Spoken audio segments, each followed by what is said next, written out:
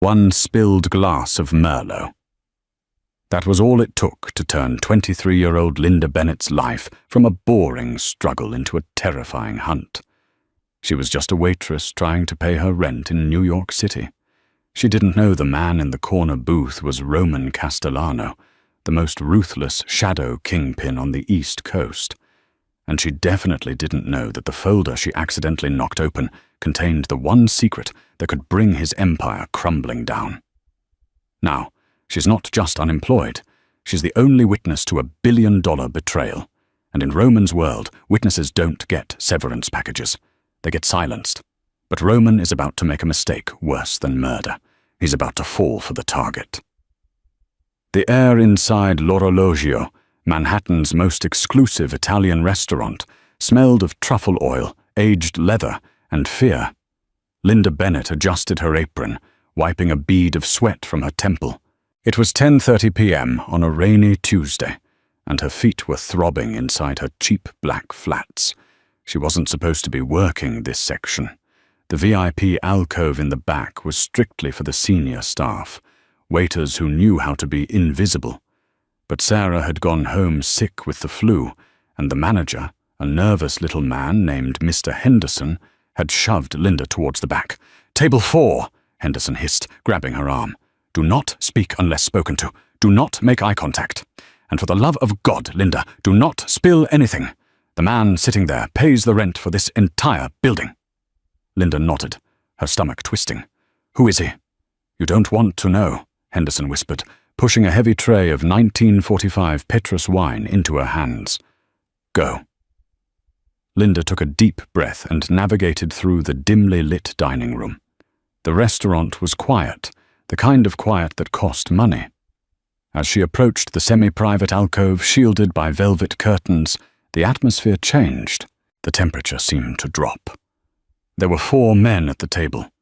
3 of them looked like linebackers squeezed into Armani suits. Thick necks, scarred knuckles, eyes scanning the room like predatory birds. But the 4th man, he was different. He sat in the center, leaning back with a terrifying, relaxed confidence. He wore a charcoal 3-piece suit that probably cost more than Linda made in a year. His hair was dark, swept back, and his eyes were the color of cold steel. This was Roman Castellano. Linda didn't know the name yet, but her body reacted to his presence immediately. It was the primal instinct of a gazelle spotting a lion. "The docks are compromised," one of the beefy men muttered, his voice gravelly. "If the feds find the container tonight, Silas takes over the entire port." "Silence," Roman said. His voice wasn't loud, but it cut through the air like a whip. "We don't speak of business here." Linda stepped forward, her hands trembling slightly under the weight of the tray. "Good evening, gentlemen. I have the vintage you requested." Roman didn't look up. He was focused on a thick manila folder resting on the table in front of him. A single photo was peeking out from the edge. Linda began to pour the wine for the man on Roman's left. Her hand was steady until she heard the man whisper again. "But boss, the itinerary. If they see the name on the manifest—" Roman slammed his hand down on the folder. "I said silence." The sudden noise startled Linda. She flinched. The bottle of Petrus slipped from her damp palm. Time seemed to slow down. Linda watched in horror as the bottle clipped the edge of the wine glass, sending a wave of dark red liquid cascading across the pristine white tablecloth and directly onto the manila folder. "No!" Linda gasped, dropping the tray to the side table and grabbing a napkin.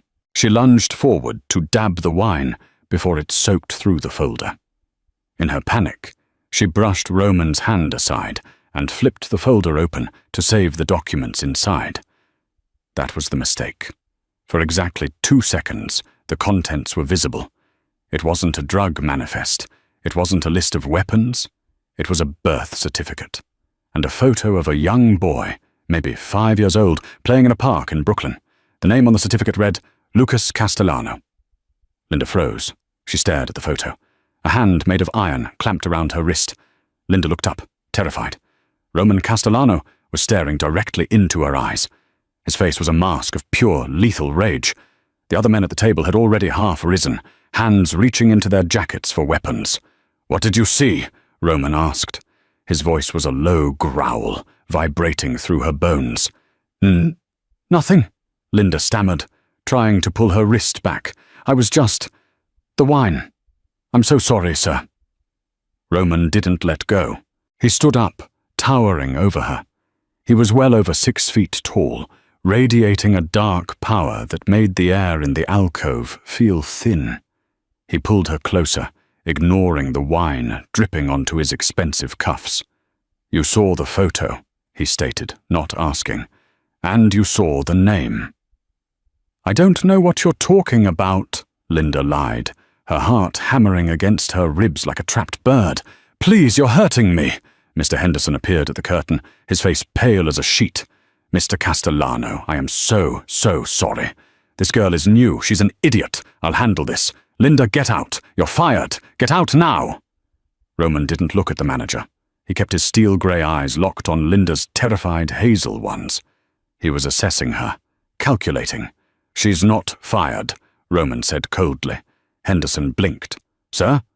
"She leaves with me," Roman said, releasing her wrist but immediately gripping her upper arm with possessive force. "We have a matter to discuss regarding confidentiality." Linda's blood ran cold. "Leaves with him?" That was code for being taken to a warehouse and never being seen again. "No," Linda whispered, planting her feet. "I'm not going anywhere with you." Roman leaned down, his lips brushing her ear.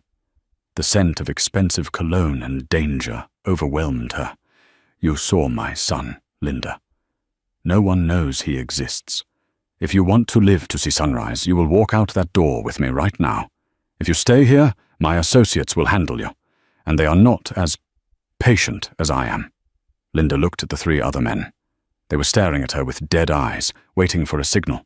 She looked back at Roman. There was something in his eyes, not just anger, but desperation. She had a choice. Trust the monster or face his pack. "Okay," she breathed. The ride in the back of the armored Cadillac Escalade was silent. Linda sat pressed against the door, clutching her purse like a shield.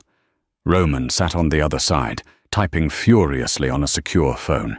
He hadn't looked at her since they left the restaurant. The car didn't go to a warehouse. It wove through the city streets and pulled into the private underground garage of the Sovereign Tower, a glass needle piercing the skyline of Midtown Manhattan. "Move," Roman commanded as the door opened.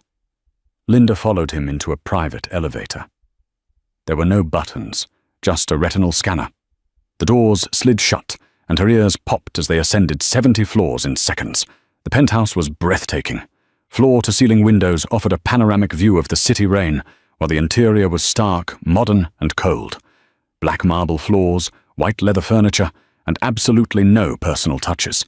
It didn't look like a home. It looked like a fortress. Roman tossed his jacket onto a chair and turned to her. He unbuttoned his cuffs, rolling up his sleeves to reveal forearms corded with muscle and ink. A tattoo of a serpent eating its own tail wrapped around his left wrist. "Sit," he pointed to a solitary chair in the middle of the room. Linda remained standing. "I want to go home. I swear to you, I won't tell anyone about the photo. I don't even know who the kid is." Roman laughed, a dry, humorless sound. He walked over to a wet bar and poured 2 fingers of amber liquid. "You don't know who he is? That boy is the only leverage my enemies have against me. If the Russos or the Triad knew I had a son, he would be snatched off the street within the hour to force my hand." He turned, glass in hand, and stalked toward her. "You are a loose end, Linda Bennett. Born in Ohio, moved here 3 years ago. Dropped out of NYU because you couldn't afford tuition. You live in a 4th-floor walk-up in Astoria with a roommate who is never home. You have $412 in your bank account." Linda's jaw dropped. How do you know that?" "I know everything," Roman said softly, stopping inches from her. "My security team ran your background the moment we got in the car. You have no criminal record. You're clean. Which makes this complicated." "Complicated how?" Linda's voice trembled. "Usually I'd just pay you off or threaten your family," Roman said, taking a sip of his drink. "But you need money, and desperate people talk. If I give you money, you might spend it and come back for more. If I threaten you, you might go to the cops for protection." "I won't," Linda cried. "I just want to forget tonight happened." "I can't take that risk," Roman said. He set the glass down. "So here is the deal." He reached into his pocket and pulled out a sleek black credit card. He placed it on the table next to her. "You work for me now." Linda stared at the card. "What?" "My personal assistant," Roman said. "You will be by my side 12 hours a day. You will live in the staff quarters here in the building. I will pay you 10 times what you made at the restaurant. In exchange, I keep my eyes on you. I ensure you don't talk to the wrong people." "You want to hold me prisoner?" Linda asked, incredulous. "I want to keep my son safe," Roman snapped, his composure cracking for a split second, revealing a flash of terrifying intensity. "And right now, you are the only leak in my operation. You take the job, or I hand you over to Silas to ensure your silence. And Silas doesn't offer job contracts." Linda looked at Roman. He was a criminal, a monster. But beneath the threat, she saw it again. The fierce, protective father. He wasn't doing this to save his business. He was doing it to save a child. She thought about her unpaid rent, the eviction notice on her counter, the dead-end life she was living. She looked at the black card. "I have conditions," Linda said, her voice shaking, but chin raised. Roman raised an eyebrow, surprised by her spine. "You're in no position to negotiate, Tesoro." "I want weekends off," she said, "and I want you to promise. Promise you won't hurt me." Roman stepped closer. He reached out, his rough thumb tracing the line of her jaw. The touch sent a jolt of electricity straight to her core. She should have pulled away, but she couldn't. "I promise I won't kill you, Linda," Roman whispered, his eyes dropping to her lips for a fraction of a second. "But I can't promise I won't hurt you. In my world, pain and loyalty are the same thing." He pulled back and walked to the window, looking out at the city. "You start tomorrow at 6 a.m. The guest room is down the hall to the left. Lock the door if it makes you feel better, but I have the master key." Linda stood there alone in the middle of the room, her heart racing. She had just sold her soul to the devil. But as she watched the rain lash against the glass, she realized the scariest part wasn't the danger. It was that she wanted to know more about the boy in the photo and the man who would burn the world down to protect him. The next morning, Linda woke up to a view that cost millions of dollars, but she felt poorer than ever. Her old clothes were gone. In the closet of the guest room, which was larger than her entire apartment in Astoria, hung a row of sleek, professional outfits. Black pencil skirts, silk blouses in muted tones, and heels that looked like weapons. There was a note on the dresser in sharp, angular handwriting. "Be ready in 10 minutes. We have a meeting. Do not speak unless I ask you a question." Ah. Linda dressed quickly, her hands shaking as she buttoned a cream-colored silk blouse.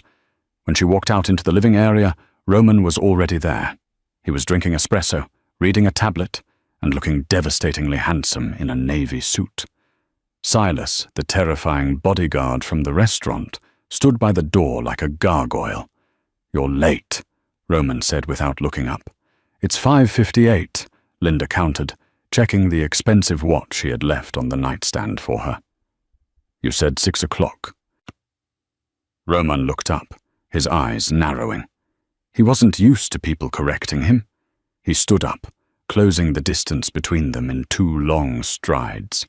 He reached out and adjusted the collar of her blouse. His knuckles grazed her neck, sending a shiver down her spine that had nothing to do with fear. "In my world, on time is late," he murmured. "Let's go." The day was a blur of high-stakes tension.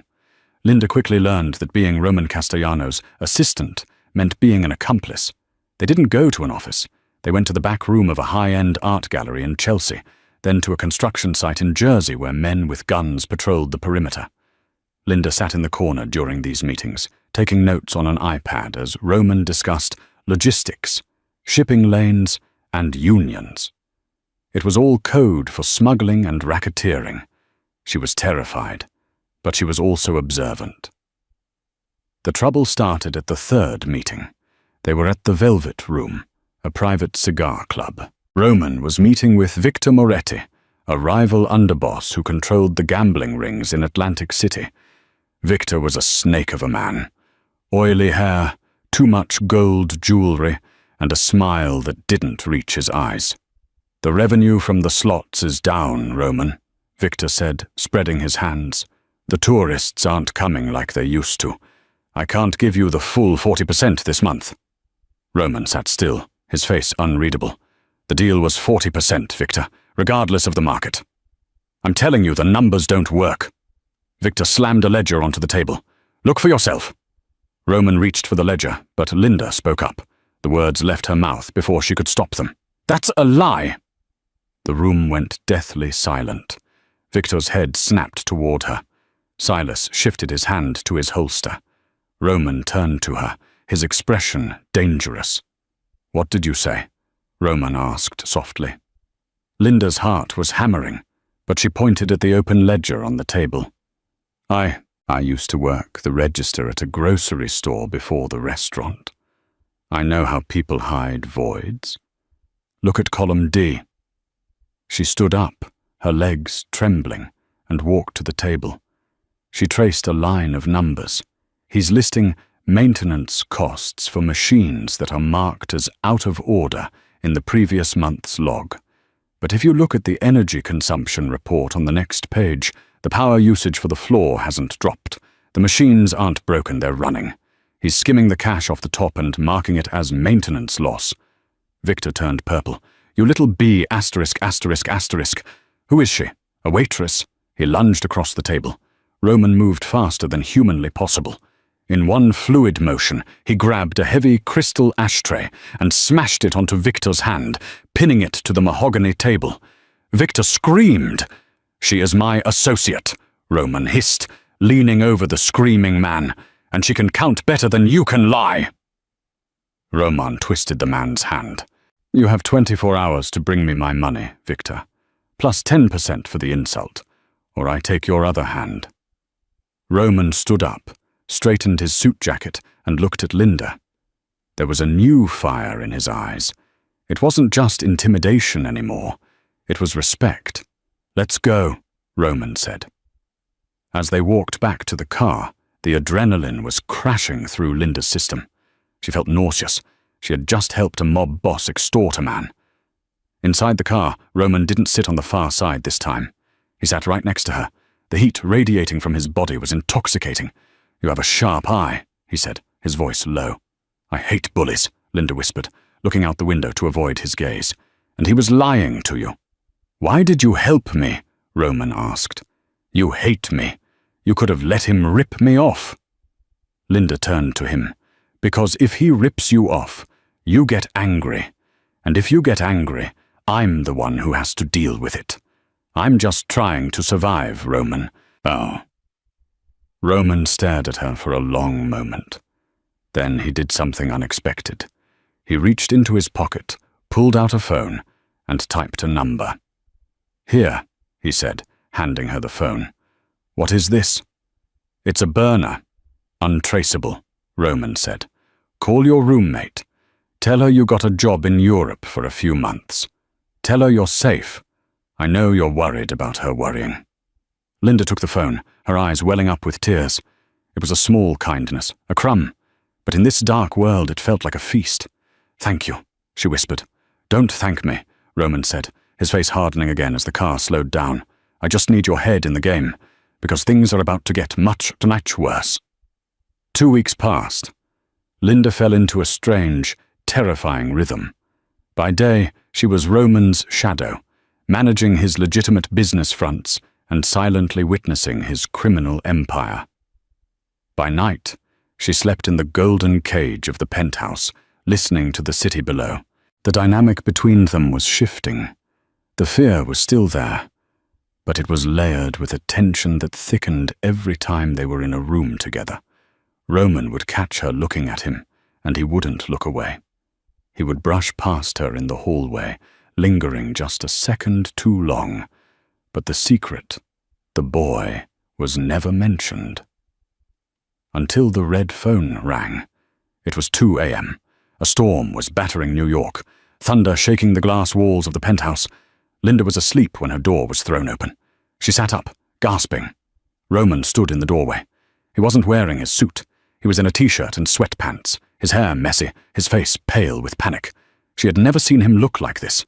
He didn't look like a don. He looked like a terrified father. "Get dressed," he barked. "Now! What's happening? Are we under attack?" Linda scrambled out of bed. "It's Lucas," Roman said, his voice cracking. "The nanny?" She called. "He's having an attack. The inhaler isn't working. The roads are flooded. The ambulance can't get to the safe house in time." "I'm coming," Linda said instantly. She didn't ask questions. She grabbed a hoodie and ran after him. They took the private elevator down to the garage. Roman didn't wait for a driver. He jumped into a black Range Rover, and Linda barely got the door closed before he peeled out, tires screeching. He drove like a madman, weaving through the rain-slicked streets of Manhattan and onto the highway heading upstate. "Talk to me," Linda said, gripping the dashboard. "What kind of attack?" "Asthma. Severe," Roman said, his knuckles white on the steering wheel. "He's allergic to everything. The storm, the pressure change, triggers it. Mrs. Gable is old. She panics. She said he's turning blue." Roman slammed his hand against the steering wheel. "I should be there. I should never have left him alone." "You're going to him now," Linda said firmly. She reached out and placed her hand over his on the gear shift. It was a bold move, but he didn't pull away. He gripped her hand back, squeezing it so hard it hurt. "Just drive, Roman." They reached the safe house in record time. It was a secluded farmhouse in the Hudson Valley, surrounded by high fences and cameras. Roman didn't even park. He left the car running on the lawn and sprinted inside. Linda followed. Inside, the house was warm but chaotic. An elderly woman was sobbing in the hallway. From the bedroom, Linda heard the terrifying sound of a child wheezing, fighting for every breath. Roman burst into the room. A small boy, the same one from the photo, was sitting on the bed, his chest heaving, his face pale and clammy. "Papa," the boy wheezed. "I'm here, Luca. I'm here." Roman fell to his knees beside the bed. He grabbed the nebulizer machine on the table. "Why isn't this working?" "The power. It flickered," the nanny wept from the doorway.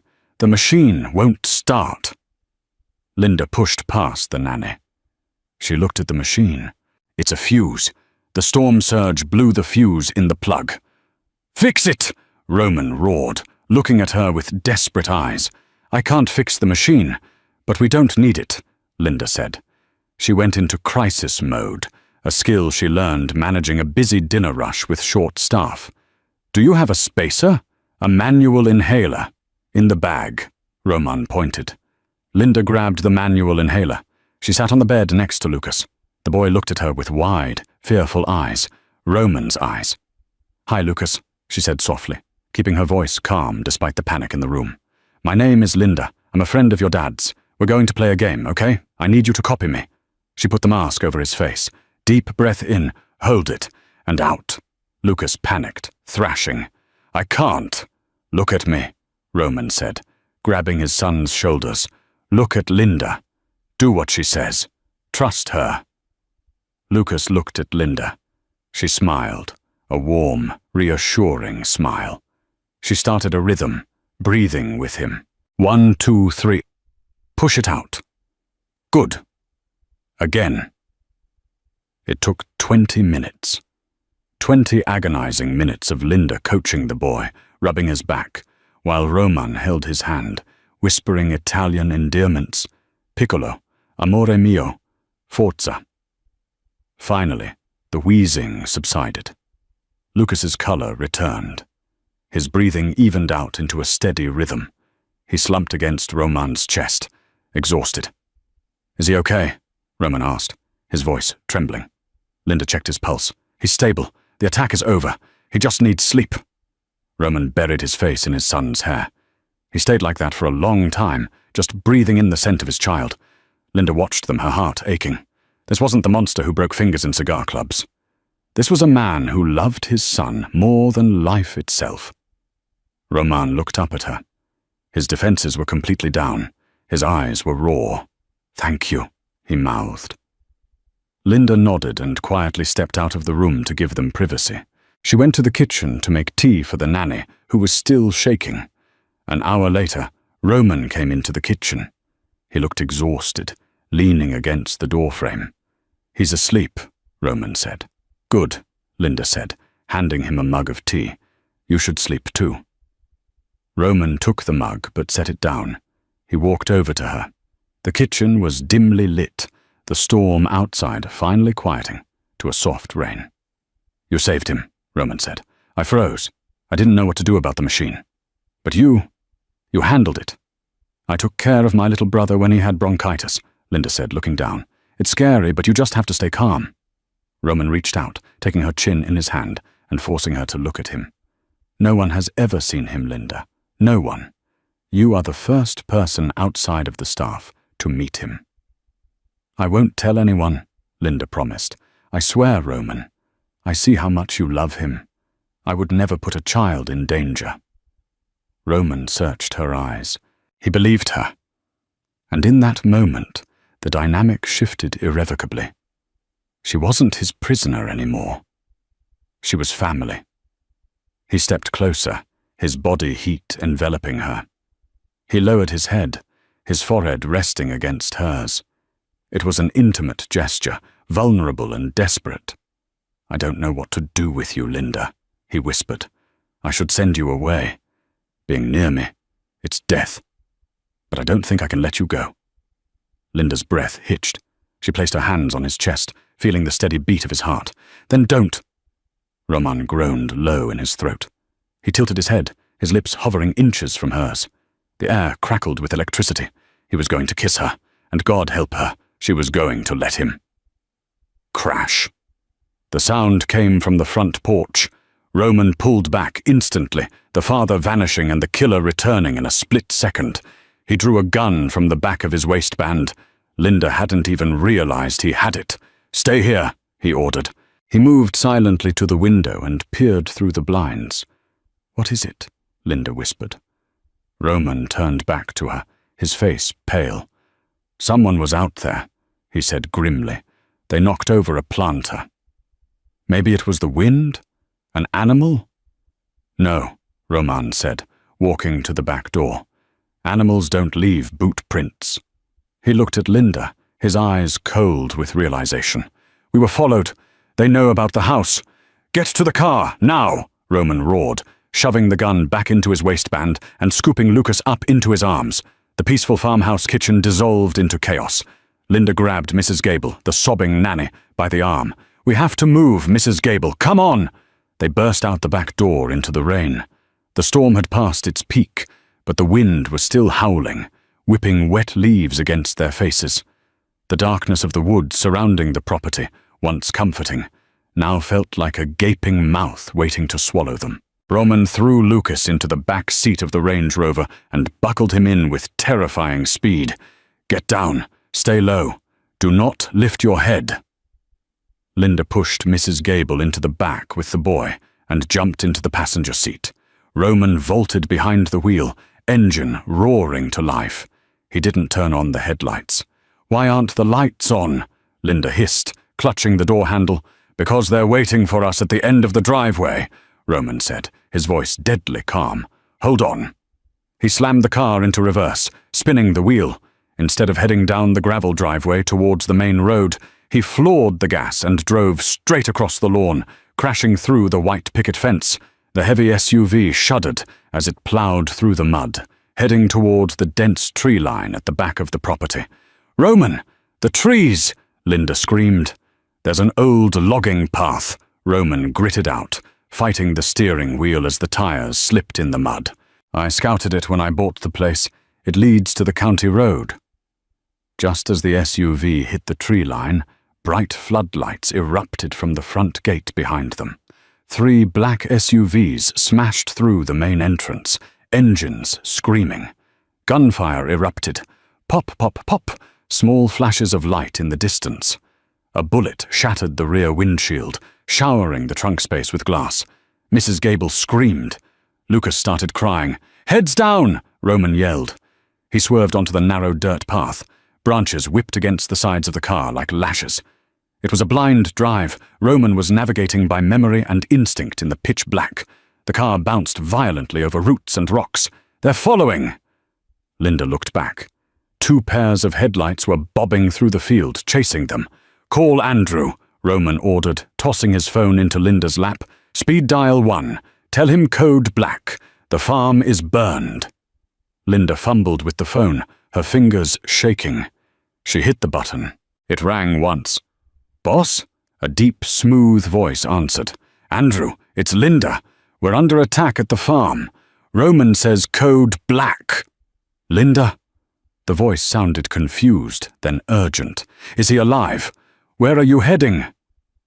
"We're on the logging path, heading for the—" Linda looked at Roman. "Where are we going?" "Don't tell him the destination," Roman snapped, snatching the phone from her hand. He put it on speaker but kept his eyes on the road. "Andrew, secure the secondary location in Queens. Meet me there in 1 hour. Bring the heavy cleanup crew, and find out who talked." "Consider it done, Roman." "I'm moving now," Andrew said, and the line went dead. Roman tossed the phone onto the dashboard and finally flicked on the headlights. They had popped out onto a paved road. He slammed the accelerator, the engine whining as they hit 90 miles per hour. "Who is Andrew?" Linda asked, her heart still trying to beat out of her chest. "My underboss. The only man I trust with my life," Roman said. He checked the rearview mirror. The pursuing cars were gone, likely unable to navigate the logging trail fast enough. "He's been with me since we were kids in the orphanage." Linda looked at Lucas in the back seat. He was curled up in a ball, clutching his inhaler. Mrs. Gable was praying in Italian. "They knew exactly where we were," Linda said, her mind racing. "Roman, you said no one knew about the farm."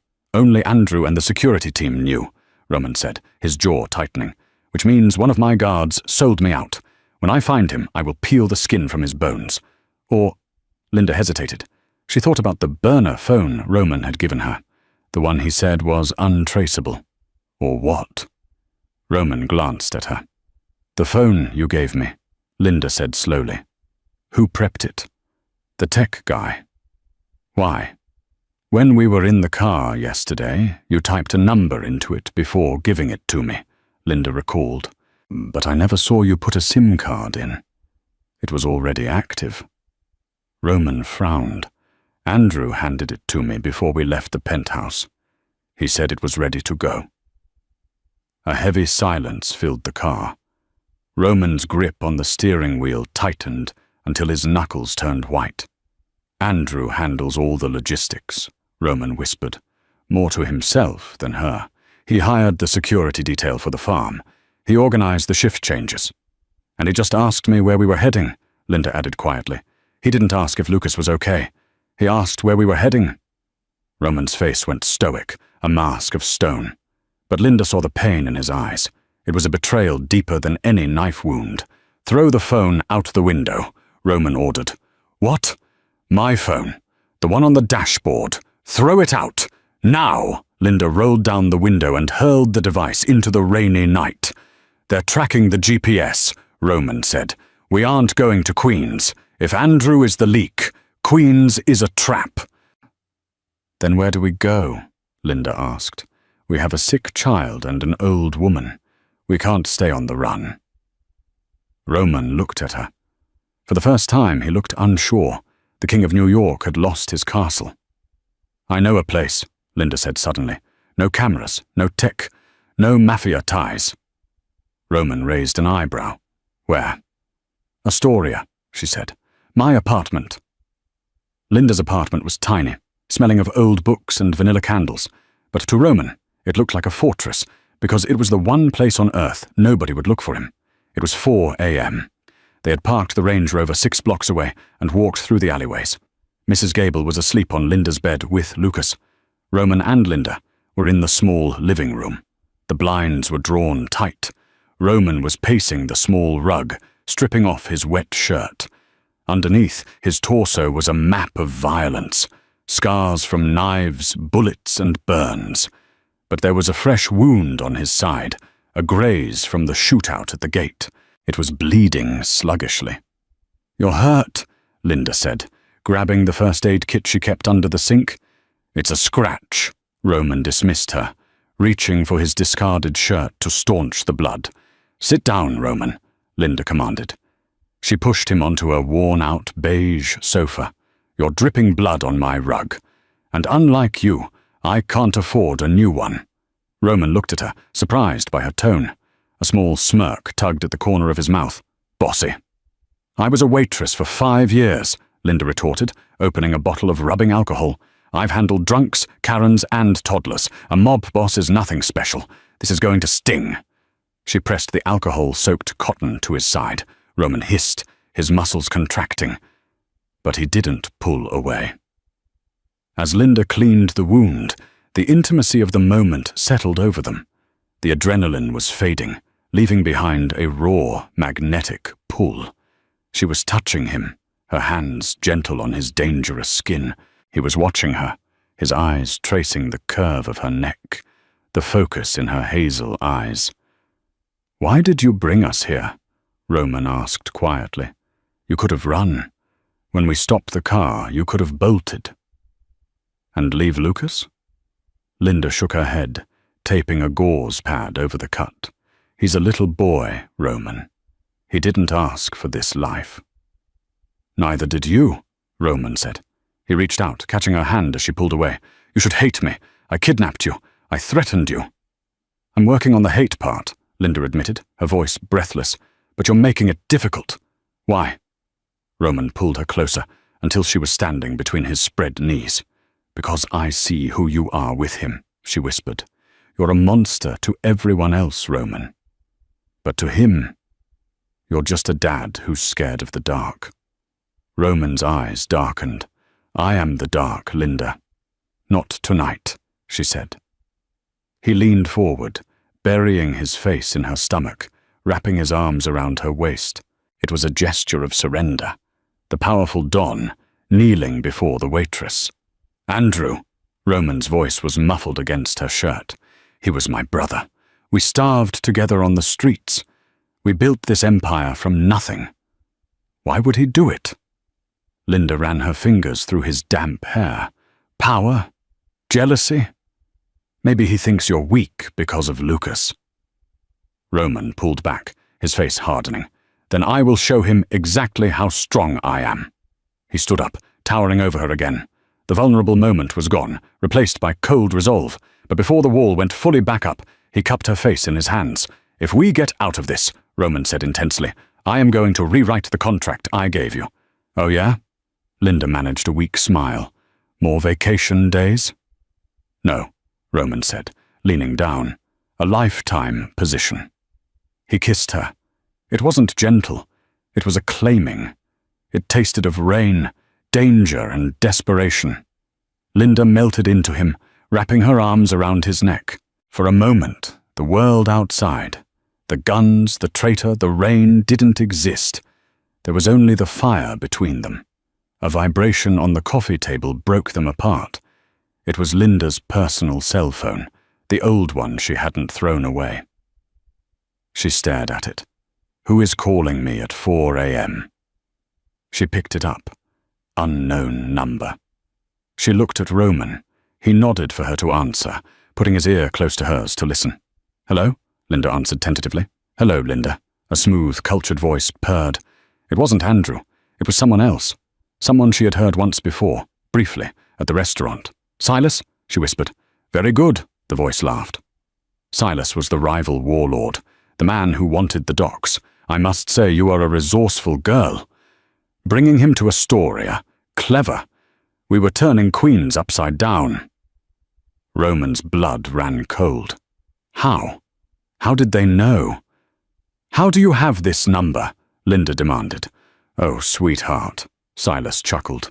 We didn't track the car, and we didn't track Roman's phone. We tracked you. The cheap little necklace you wear, the one you left on the bedside table at the penthouse during the day. Linda's hand flew to the silver locket around her neck. It was a gift from her late mother. She never took it off. Andrew was very helpful, Silas continued. He put a micro-transmitter inside the locket while you were showering yesterday. He said you were the perfect Trojan horse. Linda froze in horror. She was the leak. She had led them right to Lucas. Look out the window, Linda, Silas said. Roman ripped the blinds open. Down on the street, 3 black vans were pulling up to the curb. Men with tactical gear were spilling out, surrounding the building. They weren't trying to be quiet this time. They were racking shotguns and assault rifles. Roman, Linda gasped, the phone slipping from her hand. I'm so sorry. I didn't know. Roman grabbed her shoulders. She expected anger. She expected him to kill her. Instead, he looked at her with a fierce intensity. Listen to me. The fire escape in the back. It leads to the roof of the bakery next door. You take Lucas and Mrs. Gable. You run. What about you? Linda cried. Roman pulled a pair of heavy black pistols from his duffel bag. He checked the chambers with a metallic click. I'm going to stay here, Roman said, walking towards the apartment door, and I'm going to introduce Andrew and Silas to the devil. No, you'll die! Linda grabbed his arm. If I leave, they chase us. If I stay, I buy you time. Roman kissed her forehead hard. Go, save my son. If you do that, you save me. He shoved her towards the bedroom. Go! Linda scrambled into the bedroom, shaking Mrs. Gable awake. We have to go! The window! Now! As she helped the terrified nanny and the sleepy boy out onto the rainy fire escape, she heard the front door of her apartment kick open. Then the deafening roar of gunfire erupted from inside her living room. Linda didn't look back. She grabbed Lucas's hand and ran across the slick metal grating, climbing towards the roof, tears blinding her eyes. She was running away from the only man she had ever loved, leaving him to die in her tiny apartment to pay for a mistake she didn't know she had made. The rain on the roof of the bakery was torrential, masking the sound of Linda's frantic breathing. She crouched behind a rusty ventilation unit, shielding Lucas and Mrs. Gable with her body. Below, in the alleyway, she could hear shouting. Above, the wail of sirens began to pierce the night. Police were finally responding to the war zone in her apartment. Linda, Lucas whispered, shivering. Where is Papa? He's coming! Linda lied, her heart breaking. She checked the fire escape ladder that led down to the back alley. It was their only way out. Mrs. Gable, Linda whispered. Take Lucas down. Run to the subway station on 31st. Do not stop. What about you? The old woman asked. I'm going to draw them away, Linda said, standing up. She ripped the silver locket from her neck. The tracker. Go! As Mrs. Gable and Lucas scrambled down the ladder, Linda ran to the opposite side of the roof, toward the street view. She held the necklace high. Hey! She screamed into the storm. I'm up here! A spotlight from the street swiveled, blinding her. There she is! A voice roared.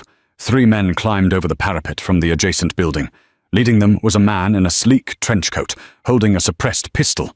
It was Andrew, the brother, the traitor. He didn't look remorseful. He looked annoyed. You're making this very difficult, Linda, Andrew shouted over the wind, walking slowly toward her. His men fanned out, cutting off her escape. Where is he? Linda screamed, backing up until her heels hit the edge of the roof. Did you kill him? Andrew smirked. Roman? He's stubborn. My men are finishing him off downstairs. It's over, Linda. The age of the Castellano family is done. Silas pays better, and he doesn't have a weakness like a secret brat. He raised the gun, aiming it at her chest. Now give me the necklace. I know the boy is with the nanny. If you tell me where they went, I'll make this quick. Linda clutched the necklace tight. She looked at the edge of the roof. It was a 4-story drop. Go to hell, she spat. Andrew sighed. Have it your way. He tightened his finger on the trigger. Bang! The sound was thunderous, but it didn't come from Andrew's gun. Andrew's shoulder exploded in a spray of red mist. He screamed, dropping his weapon and spinning around. Standing on the top of the fire escape landing, silhouetted by the lightning, was Roman. He looked like a demon risen from the underworld. His shirt was soaked in blood, his own and others. He held a heavy desert eagle in one hand, smoke curling from the barrel. His eyes were void of humanity. They were pure, cold death. "Roman!" Linda gasped. "You missed," Roman growled, stepping onto the roof. Andrew clutched his shattered shoulder, falling to his knees. The two other henchmen raised their weapons, but Roman was faster. Bang, bang. 2 shots, 2 bodies hitting the wet tar. Roman didn't rush. He walked toward Andrew with the slow, terrifying inevitability of a glacier. "I gave you everything," Roman said, his voice low but cutting through the storm. "I took you off the street. I made you a king. You made me a servant," Andrew spat, blood bubbling on his lips. "You got soft, Roman. You risked the whole empire for a kid and a waitress. You aren't fit to lead." Roman stopped 2 feet from him. He looked at Linda. "Are you hurt?" "No." She shook her head, tears mixing with the rain. "Lucas got away. He's safe." Roman nodded. He looked back at Andrew. "You think love makes a man weak?" Roman asked, tilting his head. "Love is the only thing that makes a man dangerous enough to burn the world down." "Silas is coming." Andrew laughed quietly, a wet, gurgling sound. "You can't kill us all." "Silas is already dead," Roman said calmly. "I triggered the failsafe on the docks before I came up here. The FBI is raiding his warehouse right now. He's not coming for you, Andrew. No one is." Andrew's eyes widened in fear. The realization hit him. Roman was always 10 steps ahead. "Roman, please," Andrew whispered. "We're brothers." Roman raised the gun. "My brother died the moment you threatened my son." The gunshot echoed into the night, final and absolute. Roman dropped his arm. He swayed slightly, the adrenaline finally wearing off, the blood loss taking its toll. Linda ran to him, catching him just as his knees buckled. "I've got you," she cried, pulling his heavy arm over her shoulder. "I've got you, Roman." He looked at her, his vision blurring. He reached up, his bloody hand cuping her cheek, smearing red on her pale skin.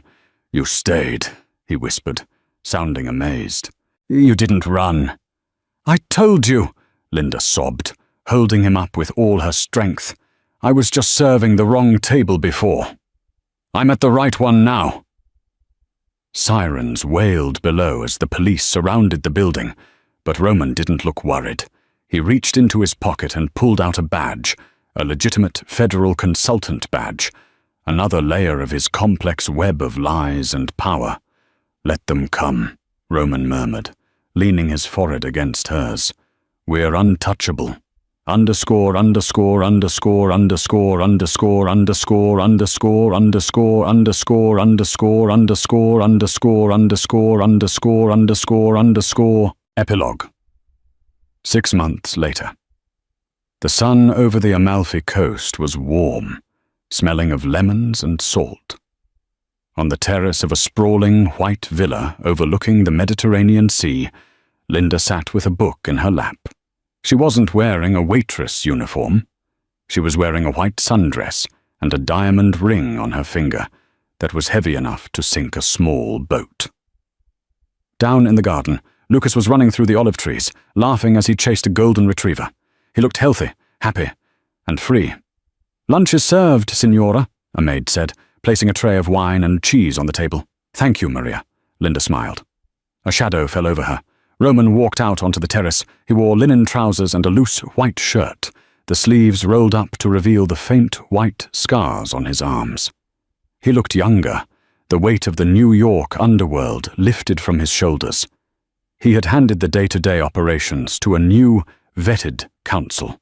He was still the king, but he ruled from a distance now. He walked over to Linda and kissed the top of her head. "Is he happy?" Roman asked, looking down at his son. "He's perfect," Linda said. She reached up, taking Roman's hand. "We all are. Roman sat on the edge of her chair, pulling her into his lap.